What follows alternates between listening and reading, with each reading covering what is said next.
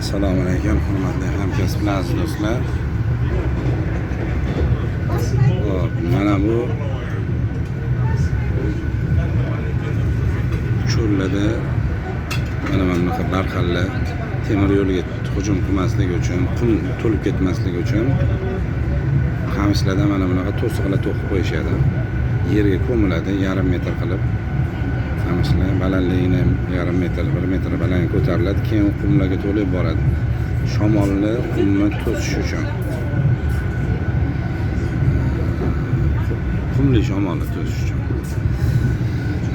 Hop, hurmatli do'stlar, soatdagi yumron qozoq ko'ryapsizmi mana?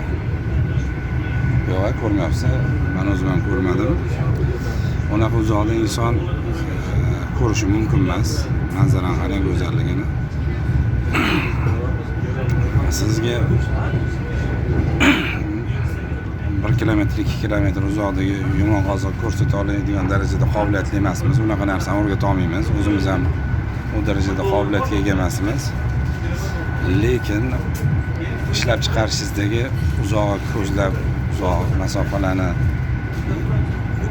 5 yil, 10 yil oldinni ko'ra bilishni o'rgatamiz. Hech bo'lmaganda 1 yil oldinda yurishingiz kerak ishlab chiqarishda. Shunda ishingizda baraka bo'ladi, rivojlanish bo'ladi. Mana qarang, tepada bulutlarning qanchalik go'zalligini, cho'llarni qarang, Alloh taolo dunyoni go'zal qilib yaratganda.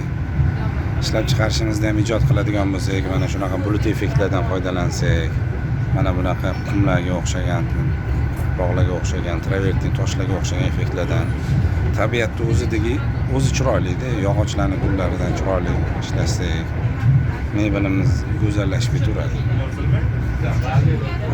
Ishlab chiqarishingizni rivojlanishini xohlasangiz, biz Mebel akademiyamizga kelib o'qishingiz, davom ettirish, malaka oshirishingiz mumkin. Xohlasangiz, biz sizga borib turib, fabrikangizga borib turib, ishlab chiqarishingizni tizimlashtirib, takomillashtirib beramiz. Aziz do'stlar, yaxshilikda ko'rishaylik, salomat bo'linglar.